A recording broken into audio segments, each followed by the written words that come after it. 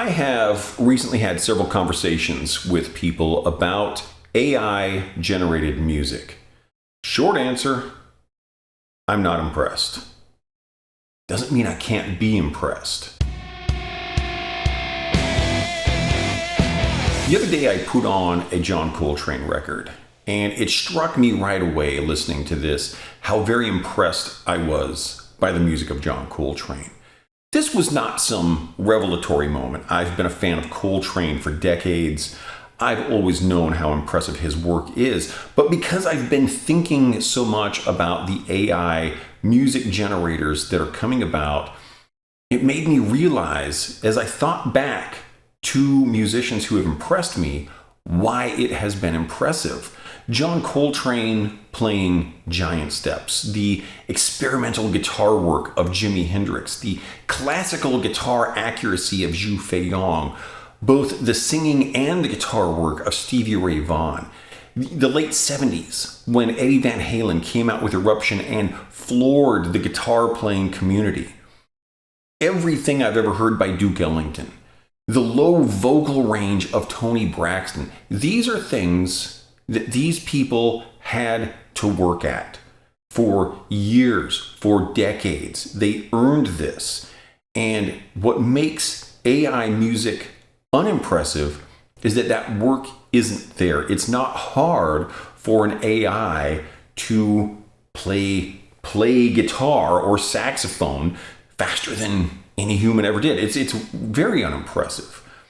If you download a Guitar Pro file of Giant Steps or Eruption and just have your computer play that, the impressiveness factor is gone because there's no work involved in that. Now, I've been very open in my own music about my use of programmed instruments. I program all of my drums, even the bass guitar. The piano's harpsichords that you hear are entirely programmed. I don't have access to a harpsichord, and I couldn't play it that well if I did. So a lot of programmed instruments in my songs.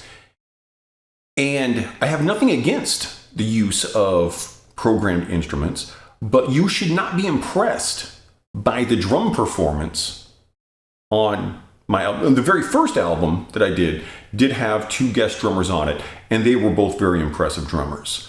But all of the stuff I programmed, the performance should not impress you. Perhaps you really enjoy the drum compositions, the overall compositions. Maybe you are impressed by the way I write music, but those performances are unimpressive.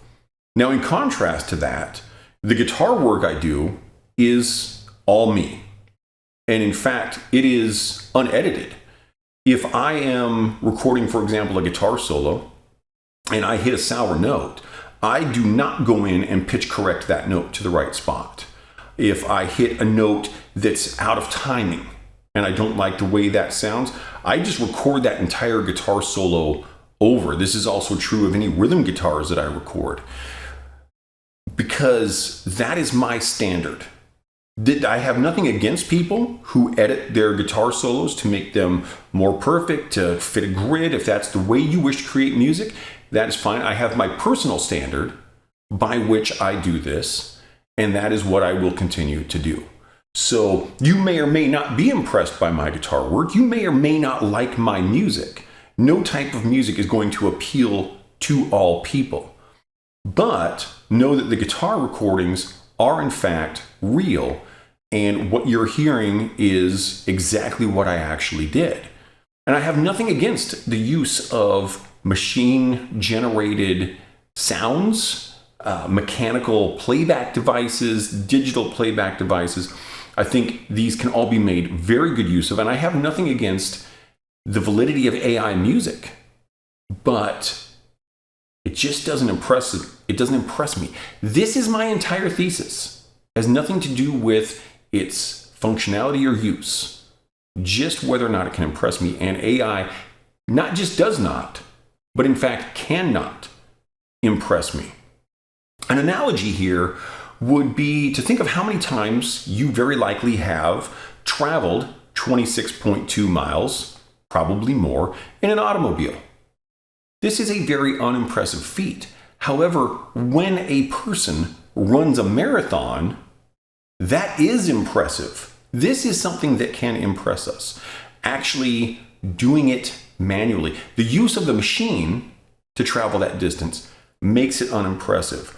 This in no way invalidates automobiles. They are very important in our modern society. They're very important in the growth of our society to where it is. I use them often. Very valid, very unimpressive. So what would be a valid use of AI music? Well, perhaps you've got a streamer, a content creator on YouTube or Instagram or whatever, and they need some background music. They're having troubles with copyright strikes. They could just go on and create some music, and they don't have to worry about that anymore. They don't want to be a musician. They don't have a way to contact record labels to get permission to use this music, so they can create this music and use. That would be an example of a potentially valid use of AI-generated music, and I would be completely in favor of that. I used to do a bit of drawing. There was a drawing I did titled The Guardian. It's kind of a monstrous skull with some tusks and horns, got some ropes and chains in the background, a spider in there somewhere. I did this drawing back in probably the late 90s. I never sign or date my artwork. Drives my mother crazy. So I don't know exactly when I did this, but it was a long time ago, so I don't remember exactly how long I put into it. But if I recall correctly, it was somewhere around 35 to 40 hours of work that I did on this drawing. There was an additional probably 25 or so hours just of doing sketches to work out how I wanted things to look, to design the look of the rope, the chains, how the links would fit together in this drawing. So all told, probably 60 plus hours that I put into this drawing. And that is what makes it important to me.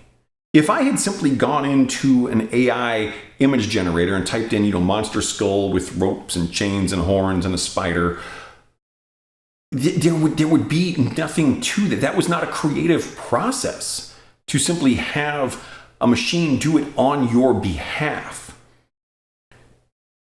The same thing is true for me of the compositional process, the recording process. When I create an album, ever since my second album, which is titled Infinity Minus One, a Hitchhiker's Guide to the Galaxy reference for the fans out there, ever since that album, I have created all of my albums in sheet music form. That's where I start. So I'll open up my notation editor, start putting in drums and bass guitar, rhythm guitars. Maybe I want some piano in this part, an organ over here, a string section. Maybe put some harpsichord in this song, and so that's the beginning of my creative process. And then I take it from there. I put that into my recording program, and go through and process that work in there. Do the recordings. The mixing, mastering, all of the production, and get it ready for release. And that entire process is very enjoyable for me. Just as the process of doing the drawing is very enjoyable. The entire process of creating that piece of musical work, I really enjoy all of that. I even enjoy practicing guitar. My day generally starts with water and scales.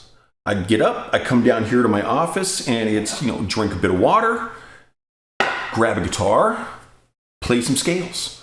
Probably play some scales on my keyboard as well. Just kind of get those musical chops happening first thing. I find it a very kind of inspiring way to start my day out with a bit of music. And it gets my mind working the way I want it to. Gets the creative part of my brain running right away. I think one of the problems that we're going to run into with machines doing creative work on our behalf is a problem of ownership. More than that, claims of ownership. If you type a prompt into an AI image generator, an AI music generator, and I've heard people say this, here's a song I wrote with AI. No, you didn't. Here's an image I created with AI. No, you did not create the image. You did not write the song. You did not record the song, and you should not take credit for it. If you create something with AI and then claim it as your own creative work, you are lying. I really don't care if people are bothered by what I just said there, because what I just said is true. You did not create that work. So where does that leave us as musicians, as artists, as authors, painters? Well, we should be creative. We should go forth and we should create these works in spite of the fact that we no longer need to, because of the fact that we no longer need to. We should do our own creative works. We should get out the guitar, the keyboard, get out your notepad, your pencil, your typewriter, and make music, paint, draw, write poetry, write your book. Do these creative works because you want to. That is what makes us creative people. It's what makes us artists. It's what makes us musicians, is the doing, is the process. And that is so encouraging to me, because AI cannot impress me, but you still can. So write your song, perform your show, write your poem, write your script, write your book, get out your tools, be creative, and create something that impresses me. Go get it.